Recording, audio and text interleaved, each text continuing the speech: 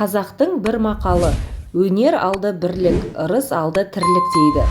Бірлік қандай елде болады? Қайтсе тату болады, білмейді. Қазақ ойлайды: бірлік ат ортақ, ас ортақ, киім ортақ, дәулет ортақ болса екен дейді. Олай болғанда байлықтан не пайда, кедейліктен не залал? Ағайын құрымай мал іздеп не керек? Жоқ, бірлік ақылға бірлік, малға бірлік емес. Малыңды беріп отырсаң, атасы басқа, діні басқа, күні басқаларда жалданып бірлік қылады. Бірлік малға сатылса, антұрғандықтың басы осы. Ағайын алмай бірлік қылса керек, сонда әркім несібесін Құдайдан тілейді. Әйтпесе Құдайдан тілемейді, шаруа іздемейді.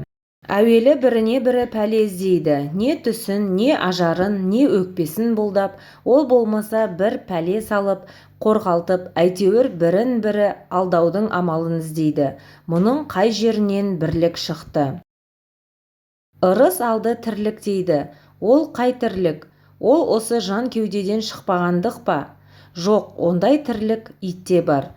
Ондай тірлікті қымбат көріп, бұлдаған адам өлімді жау көріп, ахиретке дұшпан болады.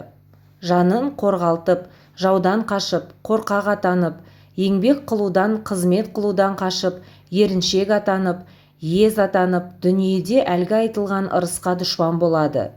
Ол айтқан тірлік олар емес. Көкірегі, көңілі тірі болса, соны айтады. Өзің тірі болсаң да, көкірегің өлі болса, ақыл табуға сөз ұға алмайсың. Адал еңбекпен ерінбей жүріп мал табуға жігер қыла алмайсың. Кеселді жалқау қылжақпас, әзір тамақ, әзір ас, сыртың пысық, ішің нас, арын ойлап ұялмас болып жүріп, тірімін деме.